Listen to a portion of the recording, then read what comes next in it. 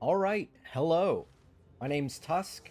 Um, this is post-patch, and I was planning on making this video before they buffed it, so now it's actually way more insane than it was previously. Bleeding Concoction is good. It is very, very good. Does that actually give me more levels? No, it's the same amount of levels. Okay. So, what is the basis of this build? This build is focused on Bleeding Concoction. Why specifically Bleeding Concoction? Well, before the patch came out that kind of upped all the concoctions, Bleeding Concoction was the only one that had a direct increase to its status effect, which, according to this, is 100% increased magnitude of bleed. So usually the magnitude of bleed is only 15% of the physical damage dealt. Now it's 30%, just innately with the item. And if you throw something like Deep Cuts, it adds another 75, which puts it to around 40%, I believe. I did the numbers earlier. And beforehand, I was like, oh, wow, this actually looks very interesting and stronger than the other skills. And with the buffs to concoction skills, now it's even stronger. So what I have right here is that I'm going Pathfinder, full in on Bleeding Concoction, with, for support, Gas Arrow to break armor, so that I don't have to deal with physical mitigation on stronger enemies. And my current build right now, this is still an early concept, it's not completely figured out, is I have a Beetle Bite. I was originally going with the Smiling Knight, but it was kind of hard to scale critical early.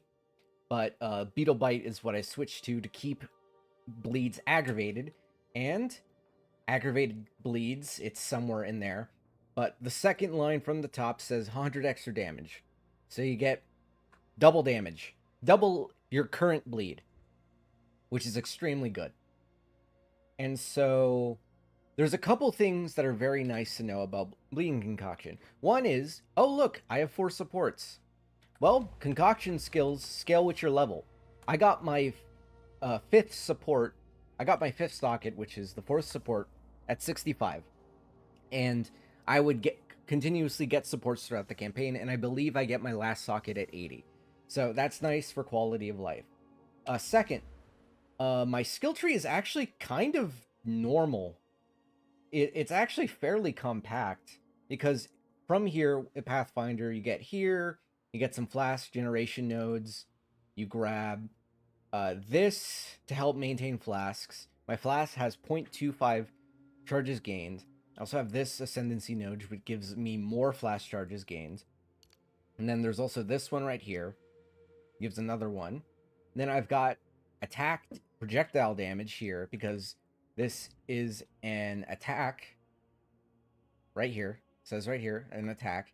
So it scales off that. It's also projectile, so it scales off that. Some flat damage, ailment, evasion for defenses. Got a little armor here, and then I have these.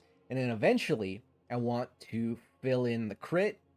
These crit nodes here for magnitude of bleed 2, the crit here, and then anoint this one, which gives plus the critical chance, which will help the fact that it has a fairly low critical chance of +5. So, let me pull up my notes. Let me make sure I didn't forget anything. So right now, before the patch, level 20 gave 170 to 365, and now level 20 gives 300 to 570. So when this gem reaches level 20, with the, what is it, 8 levels of support I currently have? Yep. Plus the 8, I'm going to be between 700 to 1300 flat, plus deep cuts, plus brutality for 35% more, plus exploit weakness for a massive 50% whenever they break armor, and physical mastery. And the last one will be, it should be here. Let me grab it. It's called Inevitable Criticals. I mean,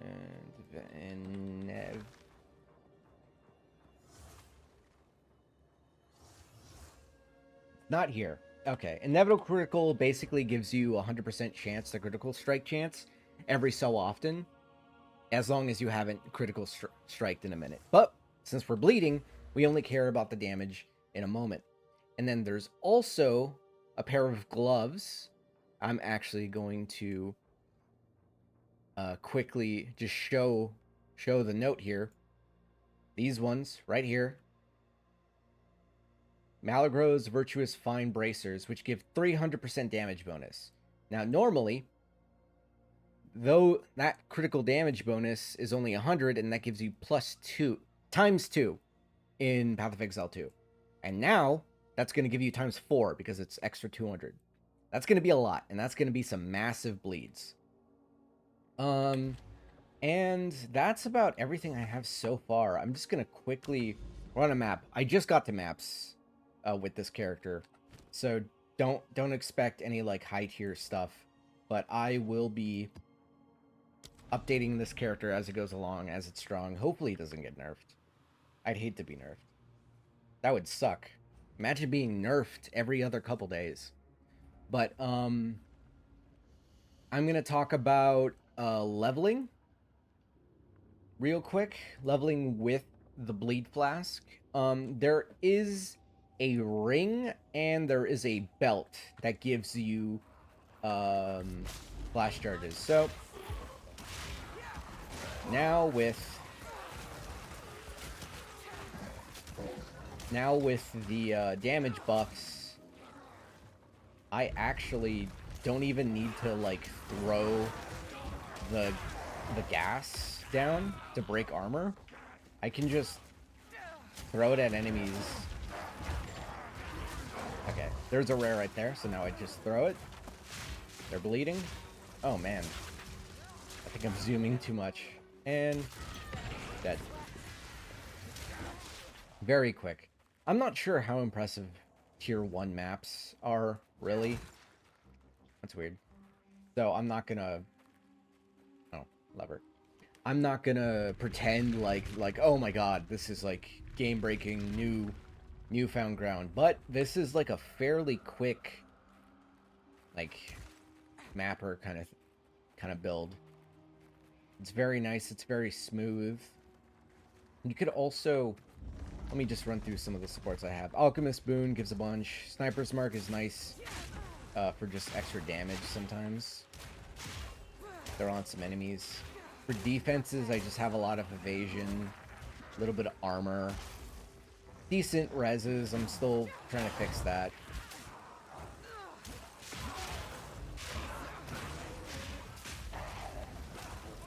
Yeah. And I had Vine Arrow too, leveling. I wasn't planning on using it, but it's nerfed now, so like I can throw it out without feeling like I'm cheating. There we go. Yeah, look at that.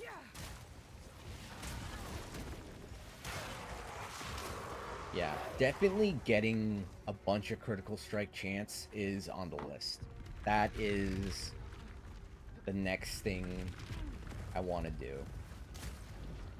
And I will show the uniques for leveling that I used in a minute.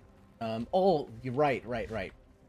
Methods in which to get projectile skills. So while leveling, and especially at the end game, you want projectile skills plus level 2 projectile skills on your bow and the quiver. I got 2 here. I got 4 on this one, and then got 2 over here. But with this Widow Hail, I have enough to keep it up, and then the plus 13 to 21 physical damage gets multiplied by the Widow Hail, so it's currently better. If I do eventually get a plus 5 on a bow, I would use that instead of the Widow Hail until you got a 300% corrupt Widow Hail, because then that would give you plus 8 projectiles on your quiver. Did you fucking dodge my... Stop fucking dodging. Motherfucker. Yeah, so that's the progression you want. You just want high evasion, that kind of thing. With the reduced cost of the Concoction, it's actually probably going to be way easier to level, because while leveling, it was a little rough at the end of bosses, because then they would have some, they would just kind of stay alive for a lot longer than I wanted. And like I would have to wait a minute to keep the flask up. But now that the flask only costs 3, the amount you need to sustain it is probably way lower. And I might test... Okay, break your armor. Bam. Bam. I might test not having Alchemist boon, because I think I might have enough sustain with just the nodes to maintain it. But, you know, I'll test it here and there. And the only reason why I do that is because I would probably want to run like Ghost Dance a little, because that gives a tiny bit extra defenses. And with the buff to the skill itself, I think we're good on damage for a minute. Besides critical. Anything else? You could also run this with Scattershot. I'll actually quickly put that in and switch out the Physical Mastery. It does a lot more upfront damage, but if I go here and we look at the estimated bleed, wow, that's a lot of bleed. I hadn't looked at that in a second. So if we switch it out, yeah, it's like an extra 900 bleed damage. And like, obviously, this goes down as well, but you're hitting with 3 of them, so it's like a lot more upfront damage. And I think while leveling, you want Scattershot, because you're probably not going to have this same amount of bleed as you do right now. But I don't know, because I leveled before the patch. And if I go to the website right now, it seems to still have pretty low numbers at low levels. Is it open? Okay, come on. Yeah, this is taking a minute.